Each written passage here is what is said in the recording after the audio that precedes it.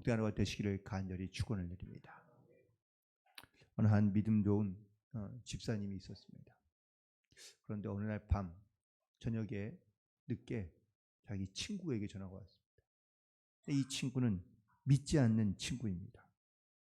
그런데 뭔가 다급하게 정말 그 자기 친구에게 전화를 건 겁니다. 김 집사, 이름도 부르는 것이 아니라 갑자기 김 집사라고 밤늦게 부르면 조금 뭔가 좀 불길한 예감이 들지 않을까요? 자네 혹시 지금 내 집에 빨리 와줄 수 없나? 왜 그러나? 라고 물었더니 자기 아들이 이상하다는 겁니다. 눈이 뒤집어지고 갑자기 거품을 물고 헛소리를 하고 뭔가 좀 이렇게 좀 귀신이 들린 것 같은 그러한 생각이 들어서 자기 주변에 생각나는 사람, 그래서 자기 친구 중에 믿음이 좋은 친구를 찾아서 전화한 것이죠. 이런 전화를 받으면 어떻게 하면 좋을까요? 일단 먼저 목사님께 전화를 해봐야 되겠죠. 전화를 했는데 목사님이 출타 중입니다. 그런데 또 장로님을 찾아서 또 전화했는데 장로님들도 다들 이런 사정이 있어서 못 온다는 겁니다. 그런데 친구한테는 가겠다고 약속을 했는데 이게 두려운 겁니다. 내가 가서 기도하면 과연 귀신이 쫓아낼 수 있을까? 혹시 기도했는데 더 잘못되면 어떻게 되나? 라는 이 두려운 마음 가운데 갈까 말까를 고민하게 된다는 것이죠. 혹시 여러분 가운데 이런 전화가 오고 이런 일이 생기면 여러분 과연 어떻게 하시겠습니까? 좀 우리도 아마 이 상황 가운데 우리도 좀 주저하는 마음이 생기지 않을까라고 생각해 봅니다. 오늘 본문에 있는 말씀 가운데 바로 어떤 한 귀신 들린 아이를 데려온 아버지가 있는데, 그런데 이 아이를 데리고 예수님께 고치러 왔는데 예수님은 마침 계시지 않는 겁니다. 산에 제자들과 함께 기도하러 올라가셨죠. 그리고 남아있는 제자들이 있는데, 그런데 이 제자들이요, 이 귀신 들린 아이를 데려온 아버지를 간곡히 부탁하는 이 아버지를 보고 승낙을 하게 됩니다. 그 승낙을 했던 이유는 귀신을 쫓아낼 자신감이 있었기 때문입니다. 이미 이전에 귀신을 쫓아내본 경험들이 있잖아요. 마태복음 6장에도 보면 예수님께서 12제자를 둘씩 나누어서 보내실 때에 귀신을 제하는 권능을 주셨다고 말씀하고 있습니다. 그리고 그들이 가서 예수님의 이름을 가지고 이름으로 선포하며 기도했을 때 귀신들이 쫓겨나가는 이런 놀라운 이런 영적인 체험들을 다 경험하게 됩니다. 그리고 누가복음 10장 17절에 보면 제자들이 돌아와서 예수님께 보고하기를, 주님, 주의 이름으로 귀신들도 우리 앞에서 항복하더이다 라고 이렇게 스스로 고백하며 또한 전도 그 사역 가운데 있던 일들을 바로 보고하고 있는 장면을 볼 수 있습니다. 이처럼 과거의 경험도 있고 또한 스스로 자신들에게도 역시 이 귀신을 쫓아내는 능력이 아직도 남아있을 것이라고 생각하니 당연히 예수님 없이 그들이 이 귀신을 쫓아내기에 힘을 쓴 것이죠. 그런데 결과는요, 오히려 아무 일도 일어나지 않는 겁니다. 꼼짝도 안 하는 겁니다. 이 방법 저 방법 다 써봤겠죠. 그런데 귀신이 쫓겨나지 않자 그들 가운데 이 제자들과 서기관들 가운데 큰 변론이 일어났다고 말씀하고 있습니다. 오늘 본문 14절에 있는 말씀이 바로 그 내용입니다. 다른 사람들이, 그 서기관들이 제자들에게 와서 그들과 둘러싸 논쟁이 벌어진 거죠. 왜 고쳐지지 않냐? 왜 능력이 나타나지 않냐? 그러니 당연히 너희들 혹시 사기꾼 아니냐? 그들을 비난하기 시작합니다. 사람들이요. 이때 예수님께서 바로 산에서 기도하고 내려오십니다. 그러자 제자들이 몰려들고 사람들이 예수님께 몰려듭니다. 심지어 이 귀신 들린 아들을 둔 아버지가 가장 먼저 예수님께 달려가서 예수님께 자기 아들을 고쳐달라고 말씀합니다. 그리고 예수님께서 이 귀신 들린 아이에게 바로 한 말씀하시죠. 말 못하고 못 듣는 귀신아, 내가 네게 명하노니 그 아이에게서 나오고 다시는 들어가지 말라 라고 이렇게 명하시자 드디어 그 귀신이 떠나가고 이 아이가 살아나게 됩니다. 제자들이 이 사건 이후에 예수님께 묻습니다. 사람들이 다 떠나가고 아무도 없을 때 조용하게 예수님께서 묻는데 우리는 왜 이 귀신을 쫓아내지 못했습니까? 라고 묻습니다. 무엇이 문제인지, 왜 우리는 이전에는 분명히 귀신을 쫓아낼 수 있었는데 왜 지금은 이게 그렇게 되지 않는 것인지, 왜 아무런 역사도 일어나지 않는 것인지를 예수님께 묻습니다.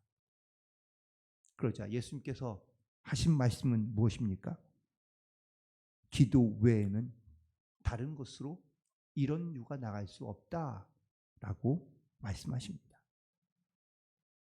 그렇다면 여기서 예수님께서 하신 말씀은 이 제자들이 기도를 했다는 겁니까? 하지 않았다는 겁니까? 하지 않았다는 거죠. 기도하지 않고 이 귀신과 싸우려 하니 전혀 아무런 능력이 일어나지 않았다라고 말씀하고 있습니다. 그런데 제자들이 기도하지 않았을까요? 어떻게 기도하지 않습니까? 기도했죠. 예수의 이름으로 떠나가라, 물러가라. 또 그들도 아마 그 귀신과 함께 그 귀신을 쫓아내기 위해서 여러 가지 많은 방법으로 뭐 이런저런 기도로 그들이 했을 겁니다. 그런데 전혀 이 역사가 일어나지 않는 이유는 예수님께서 하신 기도하지 않았다라는 이 말씀의 뜻이 무엇인지를 우리가 다시 한번 묵상하며 깨달아야 될 줄로 믿습니다. 오늘 제자들께 말씀하신 기도 외에는 이런 유가 나갈 수 없다. 즉 기도하지 않은 제자들을 책망하시고 있는 이 말씀 가운데 첫 번째 예수님의 의도는 바로 삶이 기도가 되어야 된다라는 것을 말씀하고 있다는 것이죠. 예수님은요, 이 사건이 있기 전에도 제자들을 데리고 기도하러 산에 올라가셨습니다. 예수님은 순간순간 삶 자체가 바로 기도였다는 사실을 우리가 반드시 기억하고 나아가야 될 줄로 믿습니다. 하지만 제자들은 삶이 기도였습니까? 아니요. 제자들은 필요할 때만 기도했습니다. 그들은 이 귀신을 쫓는 이 사역 속에서도 예수님께서 물론 처음에 그들을 파송하실 때 그들에게 귀신을 쫓는 권세를 주는데 그 권세도 역시 기도할 때 나타나는 권세였던 것이죠. 처음에는 그렇게 정말 주님의 말씀대로 열심히 기도하며 준비하고 그리고 기도를 통하여 그 귀신들을 내어 쫓을 때 역사가 일어났지만 지금에 있는 상황은 기도로 준비한 게 없습니다. 그죠? 있던 경험, 자기가 경험했던 것을 가지고 이 귀신 들린 아이를 고치려 했었다라는 것이죠. 기도에 실패한 사람들, 기도로 살아가지 못하니 그러니 결국 그 삶 가운데 기도가 필요할 때만 할 수밖에 없게 된다라는 사실입니다. 어쩌면 이 제자들의 모습이 지금 우리의 모습이기도 합니다. 신앙생활을 하긴 하지만 교회도 다니며 또한 믿는 자로서 살기도 하지만 우린 필요할 때만 기도하는 경우가 대부분입니다. 내 삶을 헌신하겠다고 약속하며 내가 하나님 앞에 기도하겠다고 우리가 다짐하며 고백하지만 우리가 내 삶에서 정말 하나님을 의지하며 헌신하는 그러한 믿음의 기도로서 무장하여 살아가는 성도들이 흔치 않기 때문입니다. 심지어 목사들도 마찬가지입니다. 저도 목사 안수를 받는 친구들을 이렇게 과정고시 이렇게 하는 경우가 많이 있는데, 그런데 대부분 이 시험에서 많이 떨어지는 곳이 바로 성경 시험입니다. 성경을 잘 몰라요. 그리고 성경을 잘 읽지 않습니다. 그리고 성경을 잘 준비하지 않습니다. 다른 시험들은 다 괜찮게 보는데 다 떨어지는 곳이 성경 시험이에요. 그래도 그래도 젊으니까, 열정이 있으니까, 배운 지식을 가지고 힘으로, 자기 지식으로, 체력으로 사역을 하게 됩니다. 그런데 그 사역을 하면서 과연 정말 내가 주님 주시는 그 기쁨으로, 또한 그런 어떤 믿음의 어떤 사역의 열매들을 맺혀가느냐?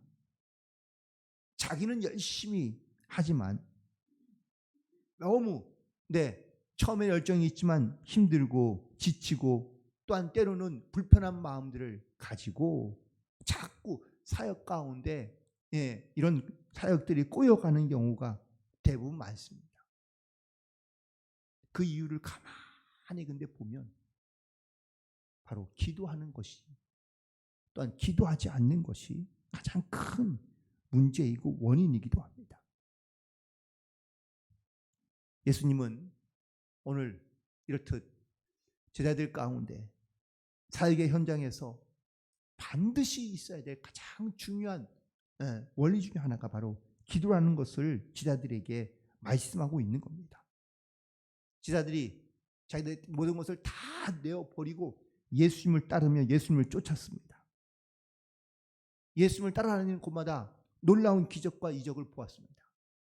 그러나 그 기적과 이적이 그냥 아무렇게나 혹은 또 언제든지 일어난다는 생각을 하긴 하지만, 이 기적이 일어나기 위해서 어떻게 기도를 준비해야 되는지에 대해서는 그들이 알지 못하며 깨닫지 못하고 있었다라는 겁니다. 마치 이런 것 같습니다. 내가 무작정 내가 예수를 믿습니다. 내가 교회를 다닙니다. 그러면 하나님께서 무조건 은혜를 베풀어 주시는 건 아닌가? 라고 생각드는 경우인 거. 내가 예수를 믿었는데 왜 이렇게 어려움도 문제도 해결되지 않고 또 나는 왜 이렇게 내 삶에는 더 나아지지 않는가? 라고 생각할 수 있습니다. 그런데 정말 내가 예수님을 만나고, 또한 예수님을 통해서 내가 영적인 기도 생활을 내가 과연 얼마나, 그리고 내 삶이 정말 기도로서 살아가는 것처럼 이렇게 진실하게 내가 주님 앞에 기도함으로 나아가고 있는지를 먼저 우리는 돌이켜봐야 하는 것을 오늘 말씀을 통해 우리 가운데 증거하고 있는 줄로 믿습니다. 혹시 어제 새벽기도 나온 분들, 오늘 새벽기도 또 나오신 분들이 많은데 어제 나왔는데 왜 굳이 또 나올 필요 있나요? 분명 우리가 하나님의 은혜를 구하지만, 아니 한 번 은혜를 받으면 됐지 뭘 또다시 은혜를 받을 필요가 있을까요? 어떤 목사님이 이런 말을 한 것을 기억합니다. 어제의 은혜로는 오늘을 살 수 없습니다. 우리는요, 날마다 하나님의 은혜가 필요한 그러한 존재들인 줄로 믿습니다. 만나의 사건을 기억하시죠? 어제의 만나로 오늘을 살 수 있을까요? 아닙니다. 오늘은 오늘의 만나가 필요합니다. 그런데 많은 사람들이 내가 예전에 은혜 받았는데, 내가 예전에 내가 어떤 능력이 있어, 능력을 행했는데, 내가 예전에 내가 어떠한 일을 많이 했었는데. 여러분, 어제의 능력, 어제의 기도, 어제의 은혜로 여러분들 지금을 살고 오늘을 살고 내일을 살아갈 수 있다고 생각하면 그게 바로 교만입니다. 우리는 오늘의 은혜를 구하고, 그리고 날마다 주님께 기도함으로 우리는 하나님의 은혜 가운데 우리가 승리하는 삶을 살아갈 수 있어야 될 줄로 믿습니다. 그래서 믿음의 경주를 하는 그리스도인들은요, 멈추지 말라는 겁니다.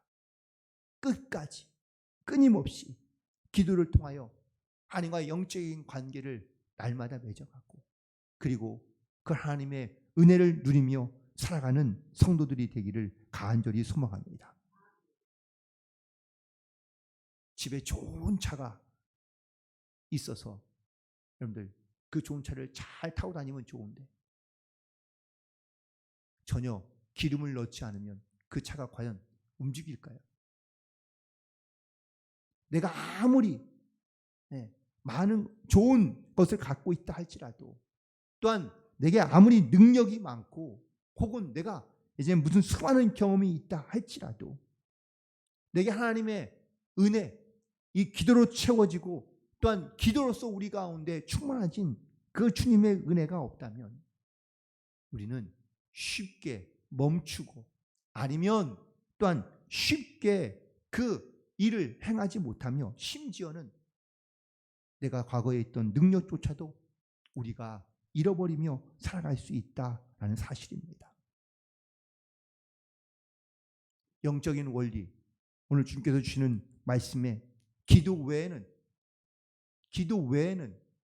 이런 일이 나아갈 수 없다라고 말씀하시는데, 세상에 살아가면서 내 삶에도 정말 이렇듯 기도로 무장하여 하나님의 임재 앞에 나아가는 저와 여러분 되기를 간절히 소망합니다. 오늘도 우리가 주님 앞에 나와 기도하는 이유, 또한 내가 날마다 나에게 주실 은혜를 우리가 주님 앞에 간구하는 이유, 내 안에서 끊임없이 나의 어떤 이런 죄를 고백하고, 그리고 하나님의 은혜를 간구하는, 하나님의 도우심을 간구하는 이 기도가 우리 가운데 반드시 있어야 우리가 하루하루 날마다 그 주님의 은혜 가운데 승리하는 삶을 살아갈 수 있는 줄로 믿습니다. 오늘도 우리가 기도함으로 주님 앞에 나아가며, 또한 어제의 은혜로, 어제의 기도로는 오늘을 살아갈 수 없다는 것을 우리가 반드시 기억하고, 날마다 주님께 은혜를 구하고 기도함으로 나아갈 수 있는, 그래서 승리하는 성도들이 되기를 주님의 이름으로 간절히 축원을 드립니다. 기도하시겠습니다.